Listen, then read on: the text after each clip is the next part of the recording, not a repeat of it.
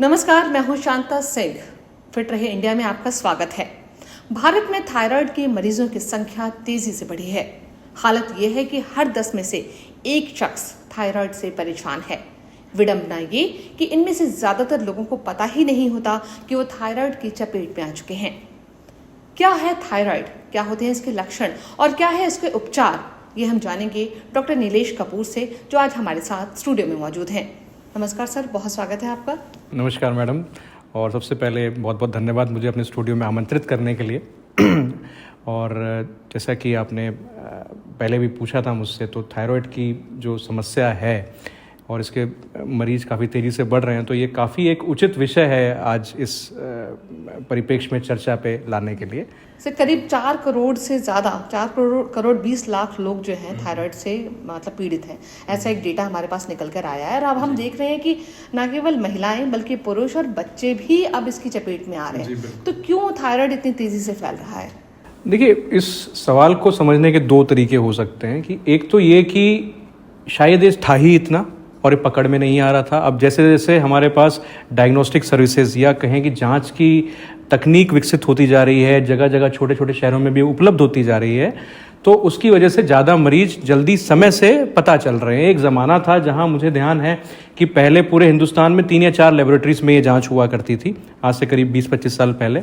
और आज अच्छी बात यह है कि हमारे तकरीबन हर बड़े शहर में, इनफैक्ट टायर 2 और 3 शहरों में भी ये जांच की सुविधा जो थायराइड की है वो उपलब्ध है। तो इससे क्या हो रहा है कि एक तरह से सबको ये सुविधा उपलब्ध हो गई है काफ़ी रीजनेबल प्राइस में, तो लोग करवा भी रहे हैं जांच, और डॉक्टर्स भी लिख रहे हैं उसको जहां भी उनको डाउट होता है, और लोग समय से एक तो पकड़ में आ रहे हैं। दूसरा जो चीज़ है, जो समस्या है, वो है कि हमारी जीवन शैली का पाश्चात्यकरण, हम लोग का लाइफस्टाइल जो है वो वेस्टर्नाइजेशन की तरफ है। और मेरे को ऐसा लगता है कि कहीं ना कहीं उसका एक काफ़ी बड़ा रोल है, क्योंकि हमारी लाइफ में एक्सरसाइजेज वगैरह कम हो गई हैं, प्रोसेस्ड फूड्स ज़्यादा हो गए हैं, तो जो एनवायरमेंटल फैक्टर्स हैं, पॉल्यूशन हो गया, स्ट्रेस हो गया, आपका लैक ऑफ एक्सरसाइज हो गया, ये सब एक बहुत बड़ा रोल प्ले करते हैं किसी भी नॉन कम्युनिकेबल डिजीज़ को ऊपरी सतह पर लाने में। या एक कहिए कि एक व्यक्ति है जिसमें शायद ये होने की संभावना रही होगी आनुवंशिकरण की वजह से, पर वो खुलकर बीमारी सामने नहीं आ रही थी, पर क्योंकि अब लाइफस्टाइल चेंज हो चुका है, हमारा जीने का सलीका काफ़ी बदल चुका है, तो वो सब चीज़ें उभर कर सामने जल्दी आ रही हैं और यंगर एज में आ रही हैं। तो ये 2-3 कारण मुझे लगते हैं जिसकी वजह से हमारा देश जो है, और it is already thyroid disease capital, तो ये सब बढ़ते जा रहे हैं मरीज। सर, थायराइड की अगर बात करें तो कितने तरह का होता है थायराइड? शायद एक हाइपो होता है, एक हाइपर होता है, एक थायराइड कैंसर भी है। तो ये इसको कितनी कैटेगरीज में हम बांट सकते हैं और इनके लक्षण क्या होते हैं? अगर हम हर हाइपो की बात करें, हाइपर की बात करें, कैसे हम आइडेंटिफाई करेंगे कि जी हमको हाइपर है या हाइपो है?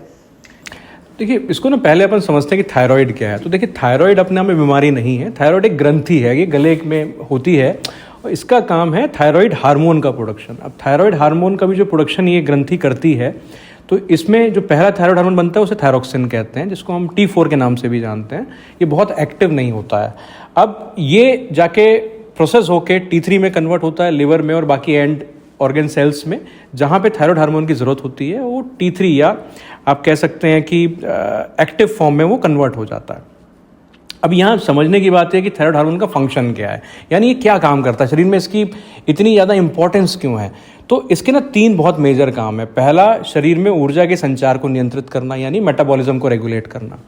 दूसरा, ये हार्ट रेट को रेगुलेट करता है, तो हार्ट पे भी इसका इफेक्ट है। और तीसरा है शरीर में जो हमारा थर्मो रेगुलेशन है, यानी कि हम जिसे कहते हैं कि तापमान को ठंडे में हमें गर्म रखना और गर्म में हमें ठंडा रखना, ये जो तापमान नियंत्रण का काम है, ये भी थायराइड की हार्मोन ही करता है। तो ये 3 बहुत इंपॉर्टेंट काम T3 करवा के देता है। तो अब इसको, इस ग्रंथि का जो ये काम है, अब किसी वजह से अगर ये हार्मोन प्रोडक्शन बढ़ जाए तो उसको हाइपरथायरॉयडिज्म कहते हैं। किसी वजह से इसमें कमी आ जाए तो इसको हाइपोथायरॉयडिज्म कहते हैं। और कहीं किसी वजह से अगर ग्रंथि में सेल्स का प्रोडक्शन बढ़ जाए, यानी ग्रंथि का अपना साइज बढ़ने लग जाए, या ग्रंथि में जो सेल्स हैं जो कि एक निश्चित मात्रा से ज़्यादा नहीं बढ़ने चाहिए, अगर वो बढ़ने लग जाए तो ये कैंसर का रूप ले लेते हैं।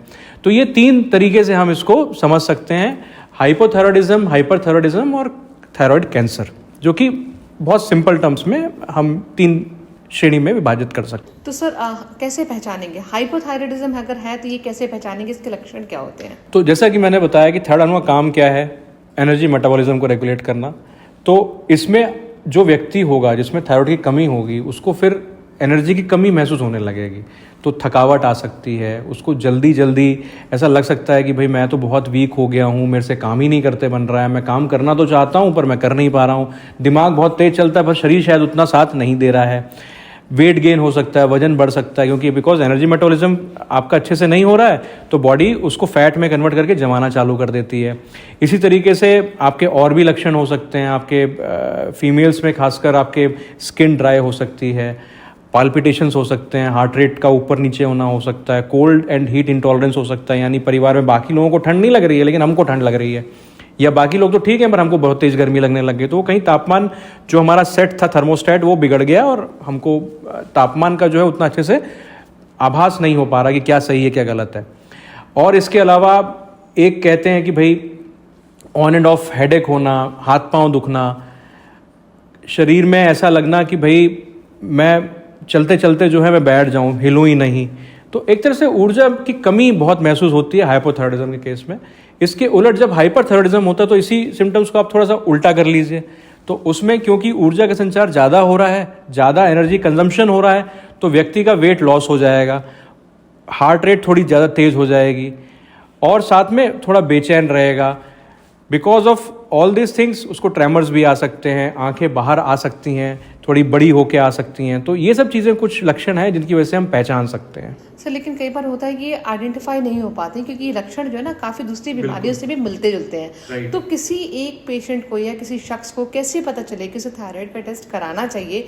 ये सिम्टम्स हैं जिसको देख के उन्हें अलर्ट हो जाना चाहिए कि मैं ये एक बार अपना जो है थायराइड का टेस्ट करा लेना चाहिए, क्योंकि अवेयरनेस नहीं है खासकर थायराइड के लेके। तो इसको भी हम दो तरीके से समझ सकते हैं। एक तो ये है कि अगर आपकी उम्र जो है वो 40 पार के ऊपर है तो डेफिनेटली आप ईयरली एक प्रिवेंटिव हेल्थ चेकअप कराएं जिसमें कि थायराइड का टेस्ट ज़रूर से ज़रूर करवाएं। नंबर 2 कि अगर कुछ ऐसे लक्षण हैं जिनका बिल्कुल आपको लगता है कि अगर कुछ हो रहा है, मतलब ये लक्षण अगर आपको लग रहे हैं तो आपको डेफिनेटली थायराइड टेस्टिंग एक बार करा लेनी चाहिए। एक आपका अचानक से बीपी बढ़ जाना, ब्लड प्रेशर ज़्यादा आने लग गया है, आपको ऐसा लगता है कि अचानक से शरीर में वीकनेस बहुत ज़्यादा आ गई है, आपको उतनी एनर्जी फील नहीं हो रही, कोई रीज़न नहीं समझ में आ रहा, आप करा लीजिए। आपको डाउट है किसी भी चीज़ में, आप डॉक्टर से संपर्क करके उनसे मिलके आप गाइडेंस ले सकते हैं। आपको ऐसा लगता है कि बिना किसी कारण वेट गेन हो गया या वेट लॉस हो गया तो आप करा लीजिए। आपको लगे कि गले में यहाँ पे कुछ स्वेलिंग सी आ रही है या आपको लग रहा है कि खाना खाने में या थूक गिटकने में कुछ दिक्कत हो रही है तो आप थायराइड की टेस्टिंग करा लीजिए। इसके अलावा आपको ऐसा लगे कि आपको बिना किसी वजह से सिर्फ हेडेक बना हुआ है, जा ही नहीं रहा है, तो आप करा लीजिए। आपको अगर ऐसा लगता है कि भाई परिवार में किसी को ठंड नहीं लग रही है, हमको लगती है, जो टेम्परेचर डिसरेगुलेशन वाले जो सिम्टम्स हैं ये हैं, तो डेफिनेटली आप करा लीजिए। सर ये तो आपने कहा 40 बाद, कि ये 40 बाद मैंने कहा कि प्रिवेंटिव हेल्थ पैकेज सबको करवाना चाहिए, उसमें करवा लीजिए। और बाकी किसी भी एज ग्रुप में अगर ये जो बाकी मैंने लक्षण बताए अगर ये मिल रहे हैं तो आप करवा सकते हैं। लेकिन ये भी तो है ना सर कि कई बार हम बच्चों को लेके जो है हमें लगता है कि नहीं बच्चों को कैसे हो सकता है थायराइड, या हम थायराइड को हम मान के चलते हैं कि महिलाओं से जुड़ी हुई बीमारी है, जो अमूमन जो होता है वो प्रेगनेंसी में महिलाओं को पता चलता है, उससे पहले तो लोग ध्यान भी नहीं देते हैं। तो उसके बारे में कुछ बताएं कि कैसे ये बच्चों में या पुरुषों में अभी फैल रहा है। देखिए पहले तो आप ये समझिए कि ये एक अनुवांशिक रोग है, तो जनरली हमें फैमिली हिस्ट्री मिलती है। मतलब अगर पेरेंट्स में से किसी को भी है, स्पेशली मदर साइड या मदर में आपके क्या कहते हैं मौसी या नानी या इनमें से किसी को, तो हमको एक थोड़ा सेंस ऑफ डाउट रखना चाहिए कि बच्चों में आ सकती है और हमें टाइमली इसको चेक कराना है। तो मैं इसमें 2 बातें बोलना चाहूँगा। एक तो ये कि फीमेल्स में प्रिवलेंस इसका हाई है एज़ कम्पेयर टू मेल्स, ये काफ़ी ज़्यादा है। नंबर 2 जो ये रोग है ये अनुवांशिक यानी हेरिडिटरी भी है, अनुवांशिक तो है क्योंकि जेनेटिक है, बट हेरिडिटरी भी है, ये जनरेशन से पास ऑन होता है। तो अगर हमारे फैमिली हिस्ट्री है तो हमको डाउट करना है। तीसरी चीज़, ऐसा नहीं है कि बच्चों में नहीं हो सकता, ये बड़ों मतलब मेल्स में नहीं होता, सब में। अभी जो हम लोग देख रहे हैं ये हमको बच्चों में, मेल्स में, फीमेल्स में, सब में मिल रहा है। लेकिन हाँ, अगर हम मेल्स और फीमेल्स में कंपेयर करें तो फीमेल्स में काफ़ी ज़्यादा है ये। दूसरा चीज़ जो है हमको ये भी समझना पड़ेगा कि फीमेल्स में, आपने एक प्रेगनेंसी की बात कही, कि प्रेगनेंसी में क्या होता है कि प्रेगनेंसी में बच्चे के डेवलपमेंट में, बच्चे के ब्रेन के डेवलपमेंट में इस हार्मोन का बहुत ज़बरदस्त योगदान होता है। तो जैसे ही बच्चा कंसीव करती है मदर, तो थायराइड हार्मोन का प्रोडक्शन बॉडी बढ़ाती है बच्चे की रिक्वायरमेंट्स को ध्यान में रख के। कई बार ये जिन लोग ससेप्टेबल होते हैं बिकॉज ऑफ जेनेटिक रीजंस या जो भी कारण है, तो उनका जो ये डिजीज़ पकड़ में आने की संभावना होती है वो प्रेगनेंसी में ज़्यादा बढ़ जाती है, क्योंकि उस समय देखिए एनर्जी ज़्यादा चाहिए, बच्चे को भी चाहिए, मदर को भी चाहिए, और बॉडी अगर उसी पेस पे अगर नहीं बनाएगी तो वो ज़्यादा चांसेस है कि वहाँ पे पकड़ में आने की संभावना ज़्यादा है। नंबर 2, जितनी भी हमारी टेक्निकल गाइडलाइंस है मेडिकल साइंस की, उसके हिसाब से फर्स्ट ट्राइमेस्टर ऑफ प्रेगनेंसी में थायराइड की जांच करना कंपलसरी है। तो कोई भी अगर मदर कंसीव कर रही है, गर्भवती महिला है, तो उसकी थायराइड की जांच होनी है फर्स्ट ट्राइमेस्टर में, यही पता लगाने के लिए कि भाई कहीं थायराइड का मर्ज तो नहीं बन रहा है। तो इसलिए 2-3 चीज़ें इससे लिंक हो गई। एक तो ये कि ज़्यादा ऐसा आप सोच सकते हैं कि ज़्यादा लोग महिलाओं को पता चलता है गर्भवती होने के दौरान, जस्ट बिकॉज की टेस्टिंग शायद फर्स्ट टाइम वहाँ पे पहली बार हो रही है। दूसरा, क्योंकि ऑलरेडी नीड ज़्यादा है तो बॉडी को प्रोडक्शन ज़्यादा करना है, वहाँ मिसमैच है तो संभावना भी ज़्यादा बढ़ जाती है। और तीसरी चीज़ कि बच्चों में देखिए, अगर मदर को है तो बच्चों में आने की संभावना है। अब अगर प्रेगनेंसी के दौरान भी अगर कुछ ऊंच नीच हो रही है, मदर को फर्स्ट टाइम में डायग्नोस हो रहा है, तो भी प्रोबेबिलिटी है कि बच्चे होने के बाद, बच्चे के जन्म के बाद भी उसको थायराइड की संभावना हो सकती है। तो इसीलिए गाइडलाइंस ये भी कहती है कि बच्चे के जन्म के तुरंत बाद भी बच्चे की भी जांच करवाइए आप। तो ये सब ऑलरेडी टेक्निकल गाइडलाइंस हैं, और ये सिर्फ प्राइवेट में नहीं है, गवर्नमेंट में भी ये सेम चीज़ फॉलो होती है। गवर्नमेंट हॉस्पिटल में भी बच्चा के जन्म के बाद बच्चे की भी जांच होती है, और फर्स्ट ट्राइमेस्टर में यानी पहली तिमाही में माँ की जांच भी होती है। सर, लेकिन थायराइड को लेके ना वो इस तरह की अवेयरनेस नहीं है।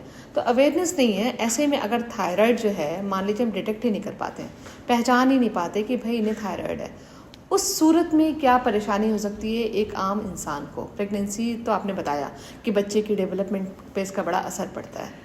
देखिए, अगर आपको थायराइड है, आप उसका इलाज नहीं करा रहे हैं, सो अब आपको ये समझना पड़ेगा। सबसे पहले हम चालू करते हैं, बच्चों से चालू करते हैं। देखिए, मैंने कहा कि बच्चों के ब्रेन डेवलपमेंट के लिए बहुत इंपॉर्टेंट है। अगर बच्चे को प्रेगनेंसी के दौरान अगर नहीं मिला थायराइड, तो उसके मानसिक विकास पे फ़र्क पड़ सकता है, उसका IQ लेवल सफ़र कर सकता है, उसको आप ये मान के चलिए कि सोचने समझने की क्षमता पे उस पर काफ़ी असर पड़ सकता है।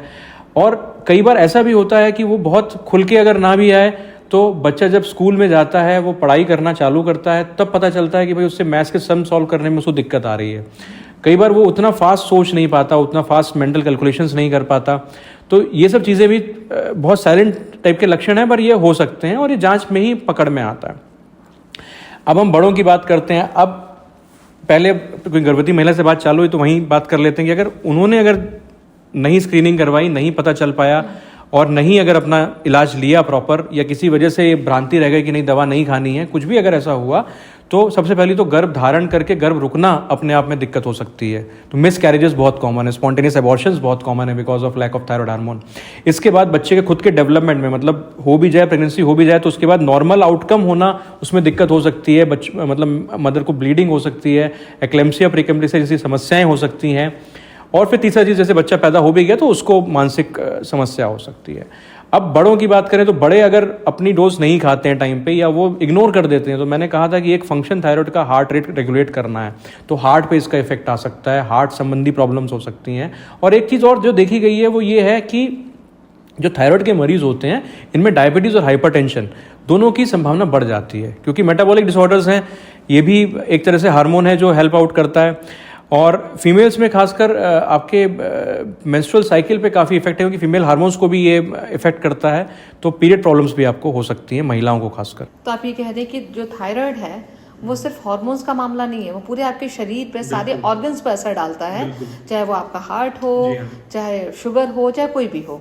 तो सर, जो लोग जो दवा छोड़ देते हैं, उनको लगता है कि जी डिलीवरी हो गई, अब हमें दवा तो नहीं लेनी चाहिए, उनको आप क्या सलाह देंगे कि वो कैसे छोड़ें? उनको लगता है कि उनका थायराइड ठीक हो जाएगा। ये भी लोगों के अंदर एक भ्रांति होती है कि थायराइड रिवर्सल पॉसिबल है, कि हम डिलीवरी हो गई, अब तो जी हमारी ठीक हो गई है थायराइड। सो देखिए, ये ना कंप्लीटली गलत नहीं है, भ्रांति भी नहीं है। इसको ऐसे समझिए कि 30 to 40 या 60% तक फीमेल्स जो हैं, जिनको कि फर्स्ट टाइम प्रेगनेंसी में ही पता लगा है, इनमें प्रेगनेंसी जब ओवर हो जाती है, बच्चा डिलीवर हो जाता है, तो उसके बाद थायराइड फंक्शन नॉर्मल की तरफ रिवर्ट कर जाता है। क्योंकि देखिए, प्रेगनेंसी एक ऐसी स्टेज है जहाँ पे बच्चा का जन्म होना है, बच्चे को पहले गर्भ में पलना है, तो उसके डेवलपमेंट के लिए एक्स्ट्रा थायराइड की ज़रूरत है। तो बॉडी की कैपेसिटी मान लीजिए X है, तो यहाँ 30-40% ज़्यादा चाहिए, ठीक है। तो ये मिसमैच की वजह से कई लोगों में दिक्कत आती है। तो जैसे ही प्रेगनेंसी समाप्त होती है, तो आप कह सकते हैं 30 से 60% महिलाओं में स्वतः ही वापस नॉर्मल रिवर्ट कर जाता है। तो ऐसे लोगों को पता कैसे चलेगा?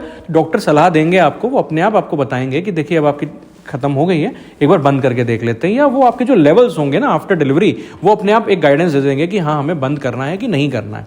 तो इसमें कहने का मतलब ये है कि जो भी इसमें हमें एक्शन लेना है, जो भी हमें एक निर्णय लेना है कि हमें दवा खानी है या नहीं खानी है आफ्टर प्रेगनेंसी, वो हमें डॉक्टरी सलाह से लेनी है, हमें अपने आप निर्धारण नहीं करना है। सर लेकिन देखने में ये आया है कि मैक्सिमम लोग एंडोक्राइनोलॉजिस्ट के पास जाने से बचते हैं। अगर उन्होंने लिख दिया कि आपको 100 mg आपको दवा खानी है, तो हो सकता है महीनों सालों खाते रहे। क्या इसका भी कुछ नुकसान है कि अगर आपको बिल्कुल। उसके वो क्या चीज़ है इसको? तो देखिए इसको ऐसे समझिए कि हमारे भारत में 4 ऋतुएं आती हैं, गर्मी भी आती है, सर्दी भी आती है, पतझड़ भी आता है, सावन भी आता है। तो ऐसे ही करके जो ये टेम्परेचर साइकिल है, आप देखिए पूरे अर्थ की, मतलब हमारे देश में खासकर जो है वो चेंज होती रहती है।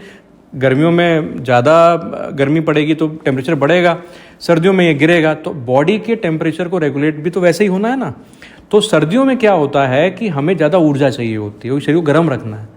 ठंडा रखना तो ईजियर है भाई, हम थोड़ा सा गर्मी से बच के आ जाएंगे, टेम्परेचर नॉर्मलाइज कर लेंगे तो बॉडी को इतनी दिक्कत नहीं है। लेकिन सर्दियों में हमें गर्म रखना है, तो गर्म रखने के लिए थायराइड हार्मोन की रिक्वायरमेंट बढ़ जाती है। ऐसे ही अलग अलग सीजन्स में, अलग अलग पॉइंट ऑफ टाइम पे ये रिक्वायरमेंट बहुत इंडिविजुअलिस्टिक होती है, बहुत ज़्यादा पर्सन टू पर्सन वेरी कर सकती है, तो डायनामिक होती है। तो कई बार इसकी रिक्वायरमेंट बढ़ती है, कई बार घटती है, डिपेंडिंग ऑन हम किस स्टेज में हैं। अगर हम बीमार हैं, किसी वजह से रिकवरी कर रहे हैं, तो उसका रिक्वायरमेंट बढ़ जाए, वी डू नॉट नो। तो ऐसे करके ये सब सिचुएशंस ना चेंज होती रहती हैं, और हमको इसी हिसाब से टेस्टिंग करा के बार बार डॉक्टरी सलाह लेके उसको, दवा को, उसकी डोज को आगे पीछे करना होता है, जैसा डॉक्टर सलाह देते हैं। अगर हम नहीं करते हैं तो हमारी जो बॉडी की रिक्वायरमेंट है वो कई बार फुलफिल नहीं हो पाती और फिर हमें दिक्कत होती है। सर कई बार लोग जो है ना अभाव में होते हैं या अवेयरनेस नहीं होती, इस वजह से उनको लगता है वो बचते हैं। तो आप कुछ बता सकते हैं एक टाइम पीरियड के भाई इतने महीने में आपको टेस्ट करा लेना चाहिए और आपको डॉक्टर से मिल लेना चाहिए मिनिमम, जिसे कहते हैं ना कि ये इतना एफर्ट तो करना ही चाहिए। रिकवरी कर रहे हैं तो उसका रिक्वायरमेंट बढ़ जाए, वी डू नॉट नो। तो ऐसे करके ये सब सिचुएशंस ना चेंज होती रहती हैं, और हमको इसी हिसाब से टेस्टिंग करा के बार बार डॉक्टरी सलाह लेके उसको, दवा को, उसकी डोज को आगे पीछे करना होता है, जैसा डॉक्टर सलाह देते हैं। अगर हम नहीं करते हैं तो हमारी जो बॉडी की रिक्वायरमेंट है वो कई बार फुलफिल नहीं हो पाती और फिर हमें दिक्कत होती है। देखिए इसमें जो टेक्निकल गाइडलाइंस कहती हैं हमारी मेडिकल साइंस की, वो ये कहती हैं कि 3 महीने में कम से कम, यानी 1 क्वार्टर में एक बार थायराइड की जांच कंपलसरी है, वो होनी चाहिए। और ये हमारे लिए भी सही है। जैसे मैंने बताया कि साल में 4 ऋतुएं तो होती है ना, तो साल में 4 बार आपको कराना ही कराना है 3-3 महीने के अंतराल पे। वैसे तो डॉक्टर साहब अपने आप आपको बताएंगे, डॉक्टर जो भी आपके ट्रीट कर रहे होंगे। कई बार पेशेंट को हम 1 महीने में भी बुलाते हैं, कई बार 6 हफ्ते में भी बुलाते हैं, डिपेंडिंग ऑन कि कैसा उसका चल रहा है। और अगर कोई स्पेशल नीड है, प्रेगनेंसी है, या कहिए कि बीमारी चल रही है, डायबिटिक हैं आप, या आप हाइपरटेंसिव हैं, या किसी और साथ में कोई और कॉन्कोमिटेंट कोई कोमॉर्बिडिटी है, या कोई और बीमारी है ऐसी दूसरी नॉन कम्युनिकेबल डिजीज़ की, तो हमको उस केस में डॉक्टरी सलाह के हिसाब से जितना जल्दी वो बुलाएं उसी हिसाब से हमको उनको फॉलो करना चाहिए। और ये नहीं मान लेना चाहिए कि भाई हम ये तो ठीक चल रहा है इसको चलने देते हैं। ये एक मेरे हिसाब से गलत तरीका है इसको डील करने का।